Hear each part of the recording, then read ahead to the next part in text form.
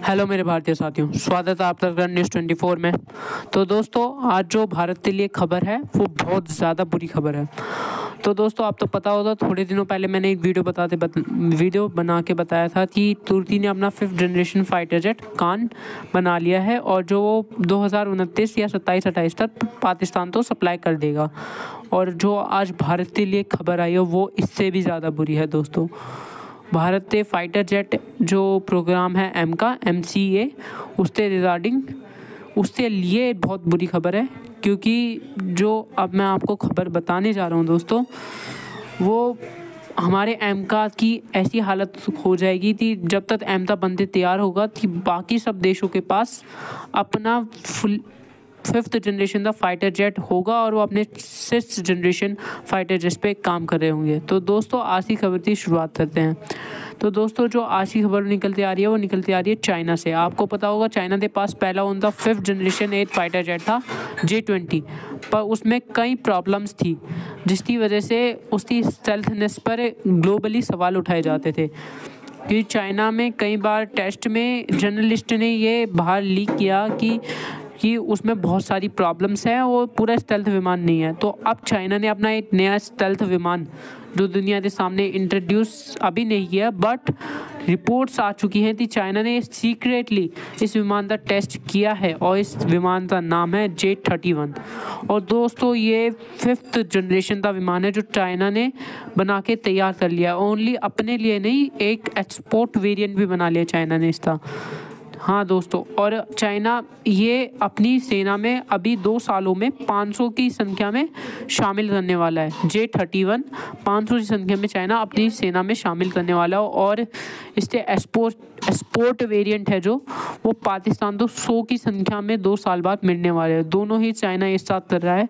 और देखिए, पाकिस्तान के लिए कितनी बड़ी खबर है कि उसे J-31 मिलने वाला है। वो कान प्रोग्राम में भी था और इस साल बाद उसे कान भी मिलने वाला है। और दोस्तों, कितनी बहुत बुरी खबर है भारत के लिए, क्योंकि भारत के पास अभी भी कोई भी ऐसा स्टेल्थ विमान नहीं है जो हम काउंटर कर सकते, क्योंकि 2 साल बाद पाकिस्तान और चाइना दोनों के पास स्टेल्थ विमान होंगे दोस्तों। पाकिस्तान के पास 2 स्टेल्थ विमान, एक कान जो तुर्की का है, दूसरा J-31 जो चाइना का है। और भारत का एमका की पहली फ्लाइट बताई जाती है 2029 में कराई जाएगी, जब तक पाकिस्तान के पास दोस्तों खुद फाइटर जेट आ जाएंगे, वो भी 2 5th जनरेशन के फाइटर जेट। और दोस्तों, अगर पाकिस्तान के पास हमारे से पहले 5th जनरेशन के 2 फाइटर जेट आ गए तो दोस्तों वो मतलब मान लीजिए कि वो छोड़ने ही नहीं वाले इस मौके को, वो सबसे पहले अटैक करेगा।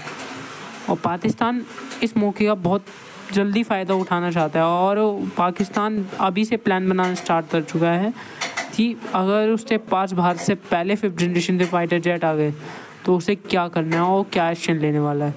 और उससे पहले हमने 5th जनरेशन के फाइटर जेट नहीं एक्वायर किए तो बहुत बड़ी मुसीबत होगी दोस्तों भारत पे, क्योंकि चीन के पास 5th जनरेशन के 2 खुद के फाइटर जेट होंगे और पाकिस्तान, चीन और तुर्की के दोनों फाइटर जेट से भारत पे अटैक करने में और चाइना अटैक करने में कमी नहीं छोड़ने वाले दोस्तों।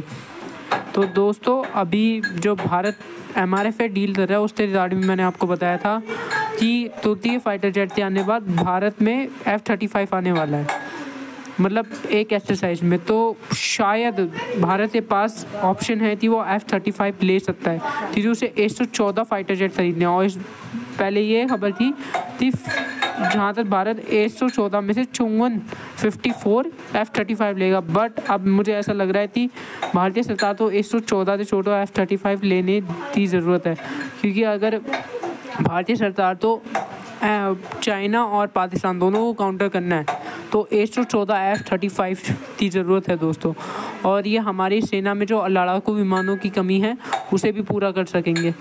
तो दोस्तों, आप मुझे बताइए कि भारतीय सरकार तो F-35 ही लेना चाहिए। हमारे पास एक दूसरा ऑप्शन है रशिया का Su-57, बट उसमें बोला जाता है कि उसकी सेल्फनेस पे बहुत से क्वेश्चन हैं, बट रशिया ने उसे अभी F-35 के आधे दाम पे हमें अप्रोच किया है और भारतीय सरकार के पास वो भी एक ऑप्शन में है। तो आप मुझे प्लीज़ कमेंट करके बताएं कि हमें F-35 लेना चाहिए या Su-57। तो दोस्तों, कैसी लगी खबर कमेंट करके ज़रूर बताएं और प्लीज़ वीडियो को लाइक करें और चैनल को सब्सक्राइब करें। Thank you. जय हिंद।